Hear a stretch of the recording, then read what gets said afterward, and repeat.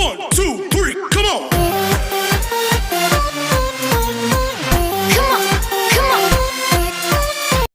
Hello प्रिय विद्यार्थियों, आज का हमारा टॉपिक है मृदा अर्थात मिट्टी, सॉइल। ये किस प्रकार निर्मित होती हैं, इसमें कौन कौन से सूक्ष्म जीव होते हैं और इसमें अवशोषण क्षमता, आर्द्रता किस प्रकार होती है, आइए जानते हैं आज के टॉपिक में।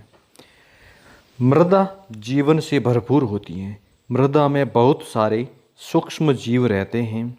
जैसे हम अलग अलग जगह से मिट्टी इकट्ठा करते हैं और हम देखते हैं कि उस मिट्टी में वहाँ पर कौन कौन से तत्व पाए जाते हैं, कौन कौन से सूक्ष्म जीव थे अंदर, कैसे कैसे उसमें पौधे थे, तो वह उस मृदा की विशेषता होगी और वह मृदा किस प्रकार की है। जैसे कि हमने इकट्ठा किया अलग अलग जगह से मृदा, बगीचे की मृदा इकट्ठे करी तो उसमें हमें घास मिली, कुछ छोटे बीज मिले, वहाँ पर चींटियाँ मिली, उदय जैसे छोटे छोटे कीड़े मिले और अन्य सड़ी गली सब पत्तियाँ मिली। इसी प्रकार सड़क किनारे से कोई मृदा लाता है तो उसमें हमें कंकड़, कीट, पत्थर मिलते हैं। ऐसे ही कहीं पर कोई काम चल रहा है मकान का, वहाँ की मिट्टी लाते हैं तो उसमें भी हमें सीमेंट के, रेत के कण मिलते हैं। अब आइए जानते हैं हम कि पॉलीथीन की थैलियाँ मृदा में रहने वाले सूक्ष्म जीवों को नुकसान पहुंचाती हैं। पॉलीथीन की थैलियाँ और प्लास्टिक मृदा को प्रदूषित करते हैं। ये मृदा में रहने वाले जीवों को भी हानि पहुंचाते हैं। इसीलिए पॉलीथीन की थैलियाँ और प्लास्टिक की वस्तुओं का उपयोग पर प्रतिबंध की मांग की जाती है। ये हमारी पर्यावरण को बहुत ही ज़्यादा नुकसान पहुंचाते हैं, इसलिए हमें प्लास्टिक का कम से कम उपयोग करना चाहिए। अब है कि मृदा की परतें के बारे में। मृदा में अनेक परतें होती है। सबसे जो ऊपरी परत होती है जिसमें मृदा में सड़े गले जीव जंतु या पेड़ पौधे की पत्तियां रहती हैं, उसे हम ह्यूमस कहते हैं। उसके नीचे जल स्तर होता है, मृत्तिका होती है, बालू होती है और बजरी होती है। ये मृदा की बहुत सारी परतें बन जाती हैं जब हम पानी की मात्रा डालते इसमें आती है। अब जानते हैं मृदा परिच्छेदिका, यानी मृदा की विभिन्न परतों को ऊर्ध्वाधर काट कर हम देखते हैं तो उसे हम मृदा परिच्छेदिका कहते हैं। जैसे एक ए संरचना दिखती है जिसे हम शीर्ष मृदा कहते हैं, बी परत होती है जिसे हम मध्य परत कहते हैं और एक सी परत होती है जिसमें आधार सेल नाम दिया गया है, इसमें चट्टानें होती हैं। तो इस प्रकार से ये मृदा का परिच्छेदिका होती है जिसमें 3 परतें होती हैं। मृदा कणों और ह्यूमस का मिश्रण होती हैं। इसी प्रकार मृदा को हम 3 भागों में बांटते हैं। बलुई मृदा जिसमें कण थोड़े बड़े होते हैं, ह्यूमस की मात्रा कम होती है। मृणमय मृदा, बड़े कण भी होते हैं, छोटे कण भी होते हैं और ह्यूमस हल्की मात्रा में होता है। दोमटी मृदा बहुत ही अच्छी होती है जिसमें बिल्कुल बारीक कण होते हैं, पानी ऐसा अवशोषण करता है, साथ में इसमें ह्यूमस की मात्रा भी ज़्यादा होती है। मृदा द्वारा दीवारों को लेपन करने में काम आता है। मृदा का उपयोग खिलौना बनाने में किया जाता है, बर्तन बनाने में किया जाता है। मिट्टी के खिलौने बनते हैं, मिट्टी के बर्तन भी बनाए जाते हैं, इस तरह इसका उपयोग किया जाता है। आइए हम जानते हैं मृदा के गुण।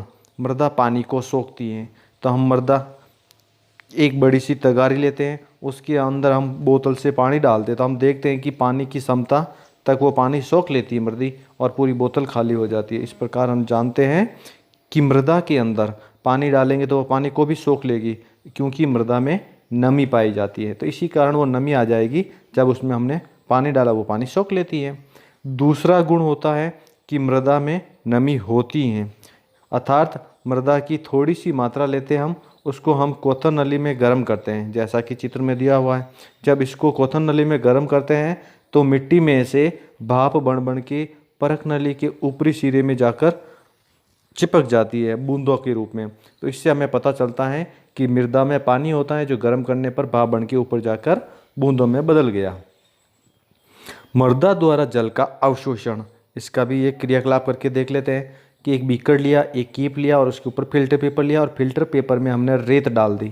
अब इस रेत में हम ड्रॉपर की सहायता से पानी डालते हैं। एक ड्रॉपर डाला तो पानी नीचे तक नहीं पहुंचा, 2 ड्रॉपर डाला नहीं पहुंचा। थोड़ी देर बाद में देखते हैं जैसे ही पानी की बूंद नीचे आती है, फिर हमें पता चलता है कि अब तक का जो पानी था वो इस मिट्टी में रह गया, शेष पानी नीचे बीकर में पहुंच गया। तो इसका मतलब है कि मृदा द्वारा जल का भी अवशोषण किया जाता है। द्रव्यमान और भार में क्या अंतर है? द्रव्यमान और किलोग्राम, वास्तव में द्रव्यमान का मात्रक है। द्रव्यमान का मात्रक किलोग्राम होता है और एक भार, द्रव्यमान की वस्तु का भार 1 ग्राम भार भी होता है। 1 किलोग्राम द्रव्यमान की वस्तु का भार 1 किलोग्राम भार भी होता है। मिट्टी के बर्तन बनाना, कुम्हार द्वारा मिट्टी के बर्तनों का निर्माण किया जाता है। मिट्टी की ईंटें बनाई जाती है, मिट्टी के बहुत सारे खिलौने बनाए जाते हैं। ये इस प्रकार के घरेलू कार्य किए जाते हैं मिट्टी के। मिट्टी हमने पढ़ी 3 प्रकार की होती है।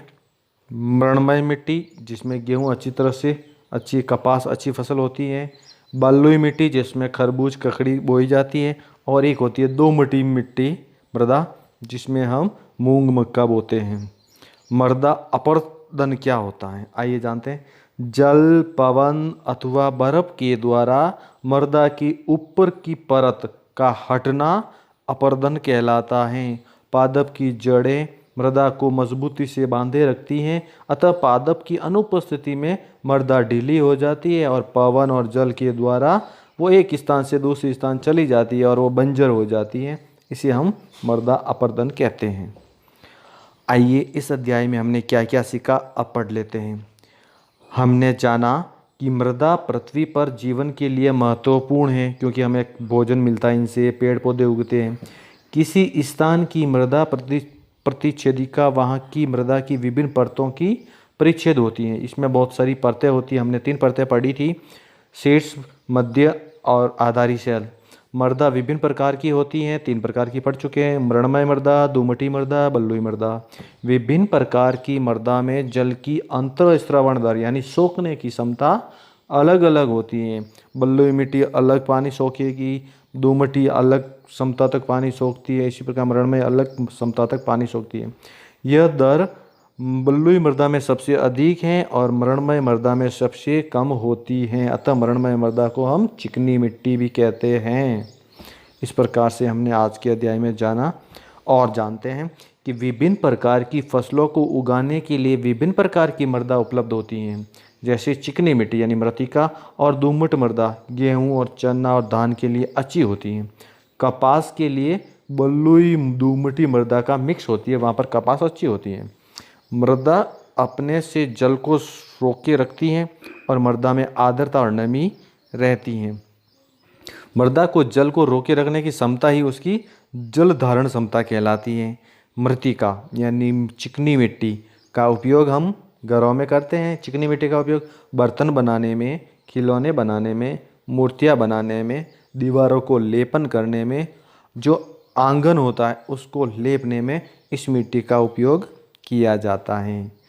प्रिय विद्यार्थियों, आज का अध्याय यही समाप्त होता है। अगले अध्याय में फिर मिलते हैं, तब तक के लिए जय हिंद, जय भारत।